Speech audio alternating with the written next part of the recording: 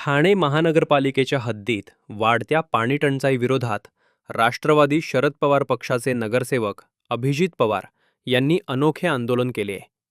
ठाणे महापालिका मुख्यालयाच्या मुख्य प्रवेशद्वाराबाहेर बादली आणि साबण घेऊन थेट अंघोळ करत त्यांनी पाणीटंचाईचा निषेध व्यक्त केला. शहरातील अनेक भागांमध्ये पाण्याचा गंभीर प्रश्न निर्माण झाला असून नागरिकांना मोठ्या अडचणींना सामोरे जावे लागत असल्याचा आरोप त्यांनी केला. प्रशासनाच्या दुर्लक्षामुळे हे आंदोलन केले असल्याचंही त्यांनी स्पष्ट केले. अभिजित पवार यांनी चेतावणी दिली की येणाऱ्या काळात पाणी टंचाईचा प्रश्न तातडीने सोडवला गेला नाही तर महापालिकेच्या अधिकाऱ्यांना अंघोळ घालून आंदोलन अधिक तीव्र केले जाईल. ठाण्यात पारसिक नगर माझ्या प्रभागामध्ये पाणीच नाहीये, पर्याय नव्हता.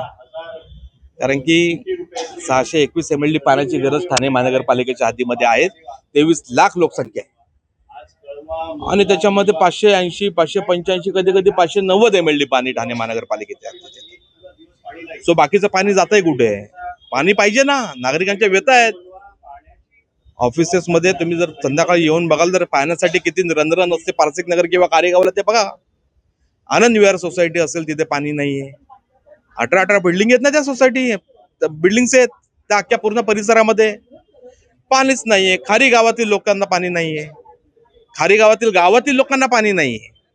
त्यामुळे आज हा निर्णय घ्यावा लागलाय.